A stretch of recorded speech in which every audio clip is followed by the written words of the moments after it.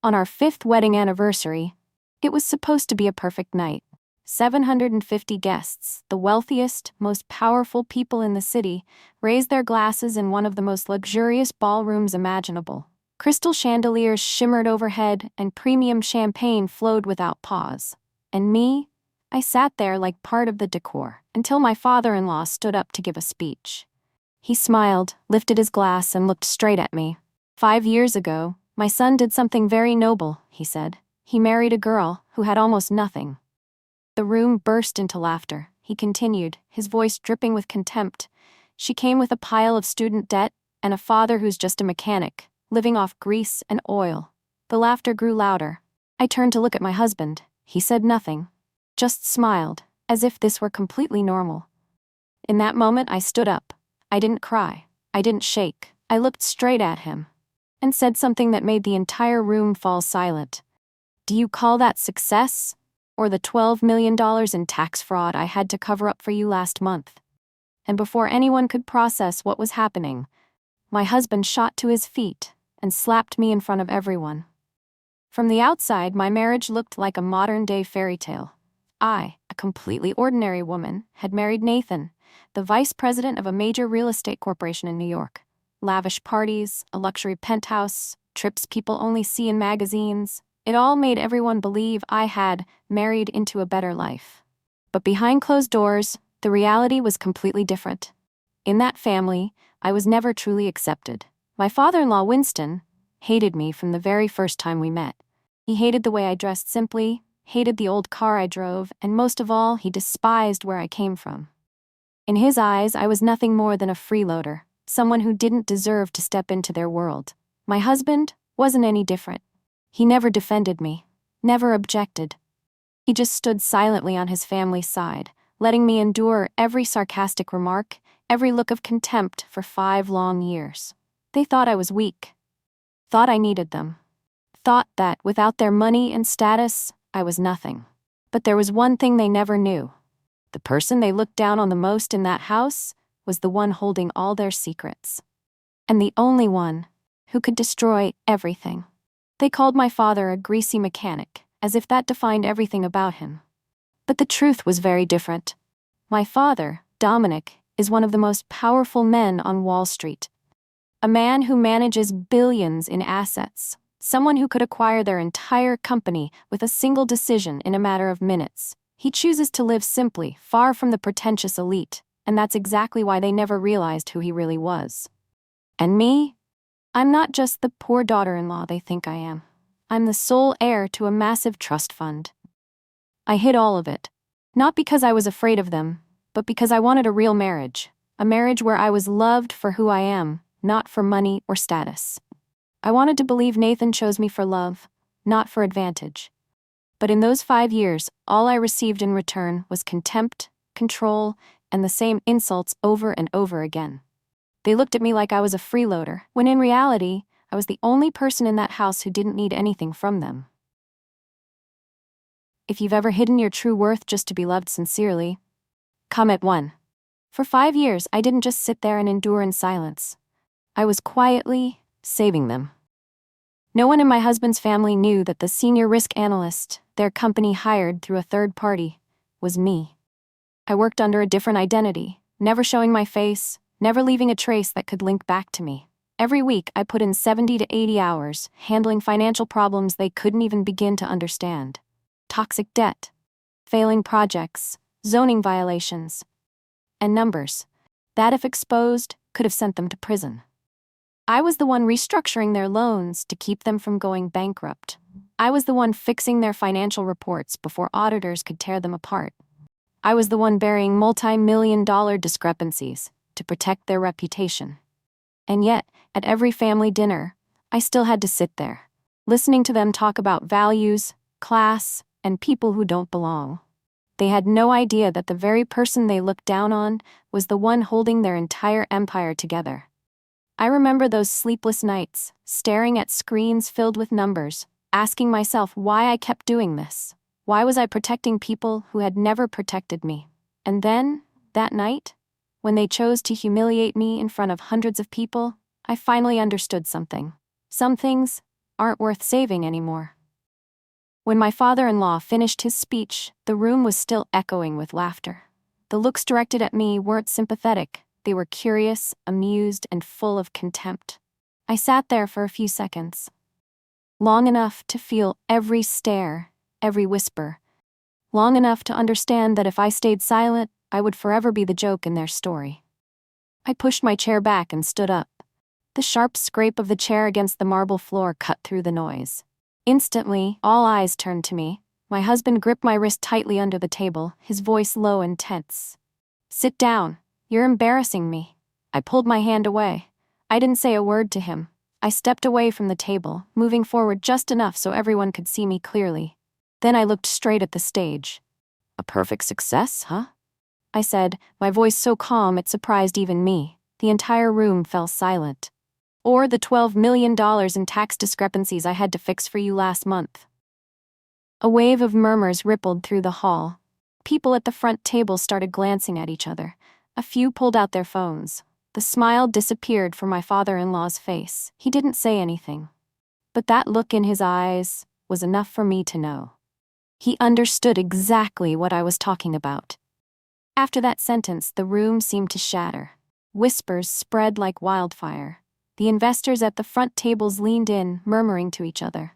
A few had already pulled out their phones, their expressions no longer curious, but wary. I didn't stop. "Or should we talk about the offshore accounts?" I continued, my voice steady, each word clear. "The losses that were hidden from the very people sitting in this room?" My father-in-law stood frozen on stage, his face flushed red, then drained of color. He knew.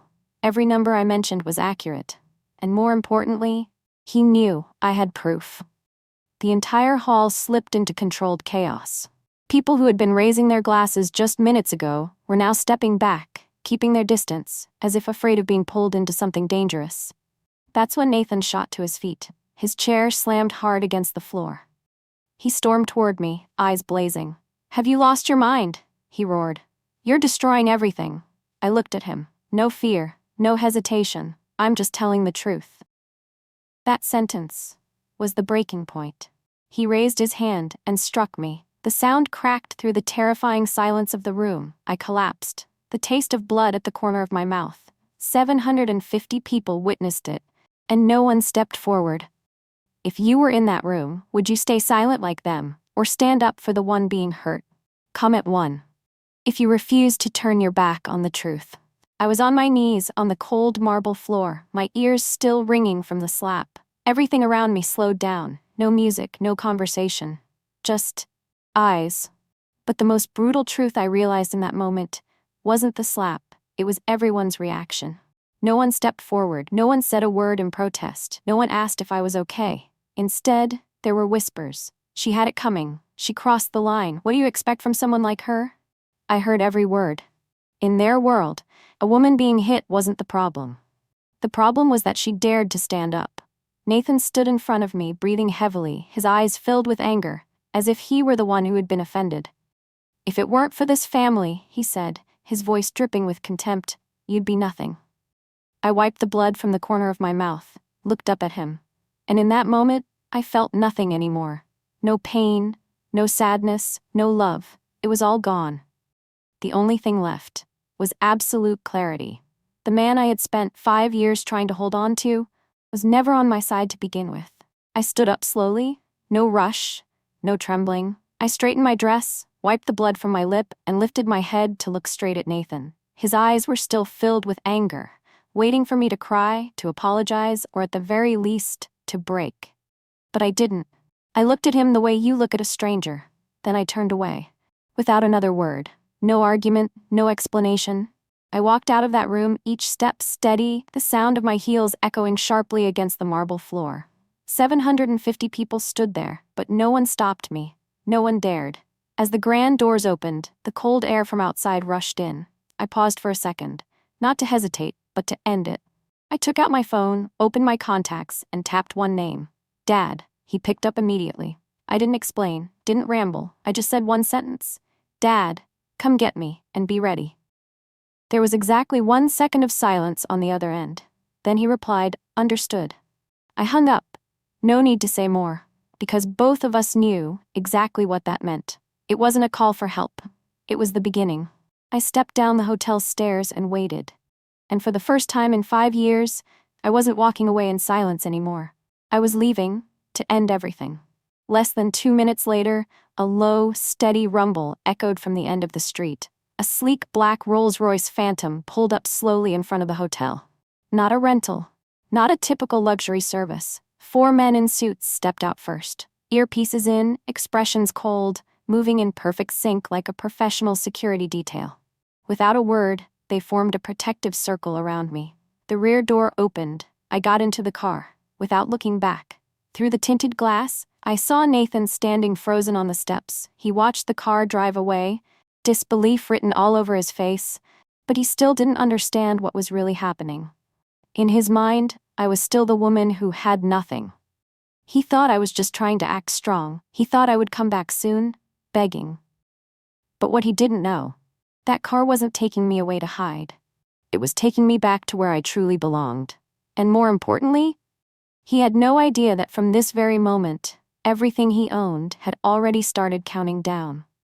If it were you, after everything that happened, would you walk away in silence or come back and make them pay? Comment 1. The next morning, my phone wouldn't stop vibrating. Calls, messages, notifications flooding in, all of them, from Nathan. I let it buzz for a few seconds before picking it up. Over 40 missed calls, dozens of texts. I opened them. You're done. I've locked all the joint accounts. I've canceled your credit cards. Security already threw your things out. I read each line. No emotion. He really believed he was in control. That cutting off money, cutting off access, would force me to come back. Another message popped up. Without me, you're nothing. Get ready to go back to your old life. You'll come crawling back. I set my phone down on the table and took a sip of coffee. The place I was standing in, a massive penthouse in the heart of Manhattan, was somewhere Nathan didn't even know existed. He thought freezing a few accounts would leave me with nothing. He thought the $200,000 in our joint account was everything I had. But the funniest part was this. The man trying to push me to the edge was the one standing on the brink of collapse without even realizing it. I glanced back at my phone. The messages kept coming, but this time, I didn't reply. Not because I had nothing to say, but because I didn't need to say anything at all. I placed the prenuptial agreement on the table in front of my lawyer. The same document my father-in-law had forced me to sign 5 years ago, with one goal in mind: to protect his family's assets from a poor girl. The terms were crystal clear. Each party keeps their own assets. No division, no support, no exceptions. Back then, they thought they had won. They thought they were building a wall to keep me away from their money. What they didn't realize, that wall also kept them away from mine. And my assets were nothing like what they imagined. My lawyer flipped through the pages, then paused and smiled. This is the most favorable agreement you could possibly have, I nodded. Not because I was surprised, but because I had known this all along. Nathan could freeze the joint accounts, he could cancel the cards, he could throw me out of the house, but he couldn't take a single thing that truly belonged to me. And the irony was, his own family made sure of that. I signed the divorce papers, no disputes, no demands. I walked away with everything I brought into that marriage, and this time, it wasn't the small number they once believed. While Nathan was still busy sending threats through text, somewhere else a much bigger plan was already in motion. I sat in my father's office, in front of screens filled with financial data. Red numbers overlapped across the displays. Bad debt, maturing loans, negative cash flow. Total, $300 million. That was the amount my in-laws' company was drowning in. An empire that looked solid on the surface was actually standing on the edge of collapse. How long do they have? I asked. Less than 72 hours, my father replied. If they don't come up with the money, the banks will seize everything. I stayed silent for a few seconds, staring at the numbers. Then I said, buy it all. He didn't question me, just nodded. In less than an hour, the entire debt was transferred. The banks, eager to reduce their risk, were willing to sell at a discount. And just like that, we became their sole creditor. Which meant we controlled everything. The company, the assets, the cash flow, even the timing of their collapse. And the most ironic part was this. Right now, Nathan and his family were celebrating. They believed a mysterious investor had just saved them from bankruptcy. They were preparing champagne, rolling out the red carpet, to welcome the one who had bought their debt. But what they didn't know, the person they were waiting for, was the one they had just thrown away. The next morning, my in-laws' company headquarters had turned into a full-blown celebration. A red carpet stretched from the entrance. Champagne was set and ready. The executives stood waiting, their faces filled with anticipation. They believed that today was the day they would be saved. Nathan stood in the center of the lobby, confidently talking about the big deal he thought he had just secured. My father-in-law was there too, adjusting his tie, ready to welcome the savior who would pull them out of $300 million in debt. None of them knew. The one who now owned all that debt was me. The main doors opened. I walked in. No more simple dress, no more image of the quiet daughter-in-law. A sharp, tailored suit, eyes without emotion. The entire lobby slowly fell silent.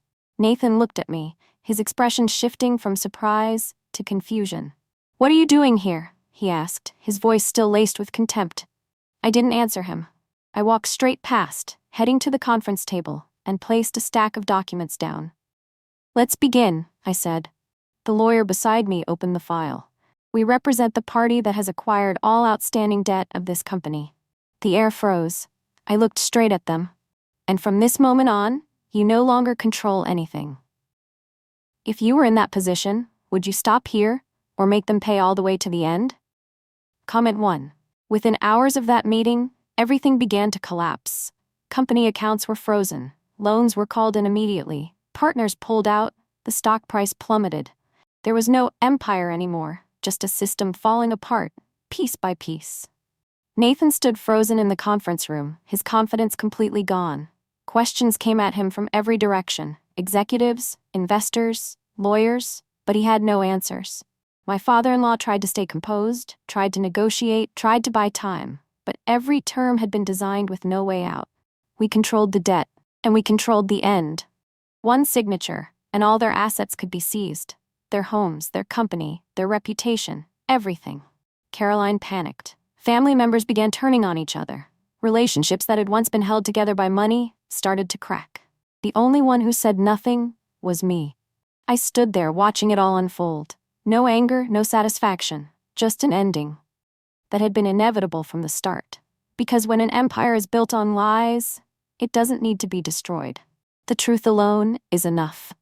When I walked out of that building, there was no noise behind me anymore. No more looks of contempt. No more role of the silent wife I had carried for 5 years. Only stillness.